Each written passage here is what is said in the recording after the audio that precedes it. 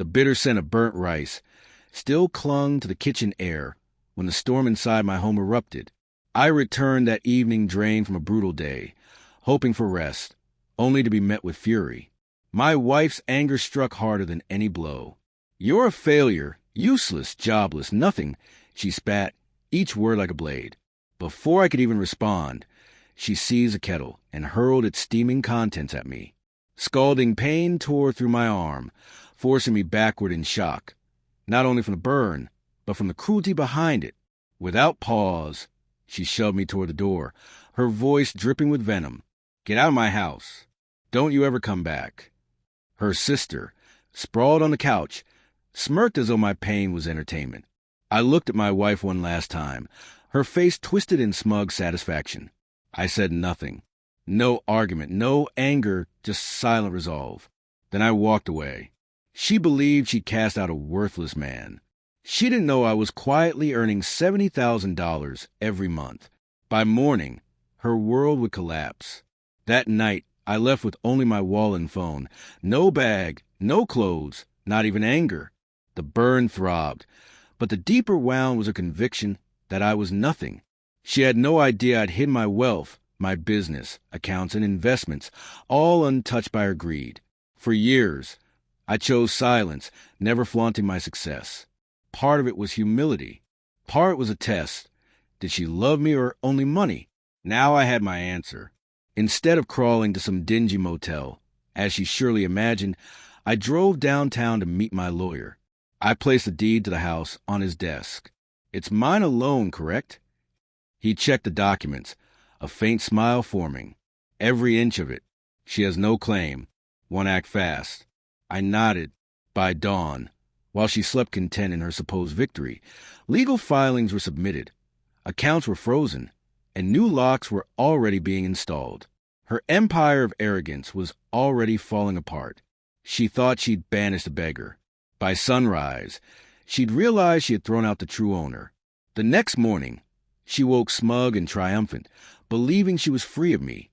But when she tried her key in the front lock to grab the paper, it wouldn't turn. Confused, she tried again harder.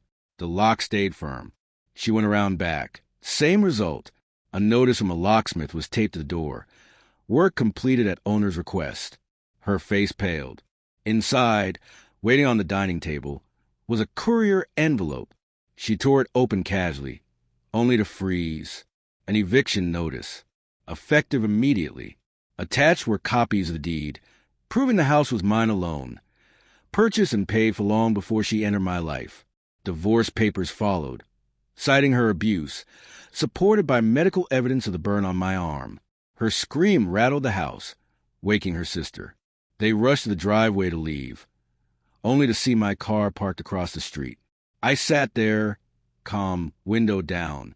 I didn't shout, didn't gloat.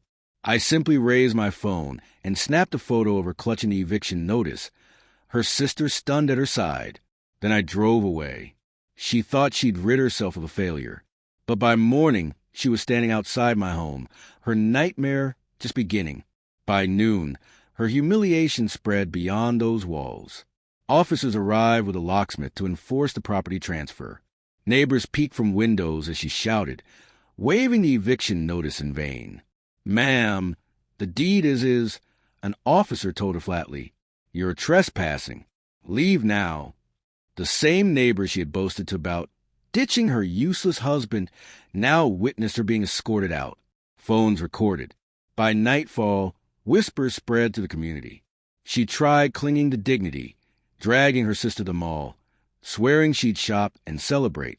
But when she swiped her credit card, it was declined. Every account tied to me was locked. Her luxury lifestyle, spa trips, shopping sprees, lavish lunches, vanished in an instant. She stood frozen at the counter, cashier handing her back the useless card. Her sister's smirk faded fast. "You told me the house was yours. You told me you had everything. I gave up my place for this." Their shouting match echoed across the parking lot, onlookers filming. The ally who laughed when I was thrown out now turned against her. By day's end, she had no house, no money, no pride. Her private cruelty had become public shame. And the blows kept coming. Assault charges for throwing boiling water. Divorce on grounds of cruelty. Court orders freezing every joint account. When she received the summons at her mother's home, her family watched in silent judgment. In court, she tried her old lies. He's broke. I supported him for years. But my lawyer presented records, proof of my $70,000 monthly income, investments, and assets. Each document stripped her lies bare. When photos of my burn, supported by medical reports, were shown, the judge's sympathy shifted instantly. The ruling was swift. The house remained mine. She was barred from entry. No alimony granted due to abuse. Restraining orders issued, and penalties draining what little savings she had left. Her mask of arrogance cracked as the gavel fell. She once mocked me as worthless. But in that courtroom, she was the one begging. Her so-called victory, banishing me, mocking me, bragging to her family, became her undoing. Financially, she was cut off from everything. Socially, her circle shrank, whispers following her everywhere. Even her sister abandoned her, furious at the disgrace she brought. Meanwhile, I rebuilt my peace. I transformed the house into a sanctuary, poured myself into my business, and reminded myself that silence lasts longer than rage. My $70,000 monthly income was never just money. It was proof of what she underestimated. The strength of quiet resolve. That night, she screamed, "Useless men don't belong here. Leave and never come back." But in the end, she was the one pleading. For keys to a house she never owned, for money she never earned, for respect she had thrown away. My greatest revenge? I never raised my voice. I simply raised the truth. Years later, time punished her in ways no judge could. Financial ruin left her drifting through menial jobs. The luxury she flaunted was nothing but memory. Her reputation in ruins, her own family ashamed, she lived in isolation. Her arrogance, once her armor, became her prison. As for me, I thrived. My business flourished, my income grew, and my home stood as a symbol of endurance. I learned the quietest strength is the loudest of all. She screamed. I whispered, and the world heard me. Even now, when people see me respected, calm, successful, and her bitter, weary, forgotten, the truth is undeniable. I was never the drifter. She was the one begging.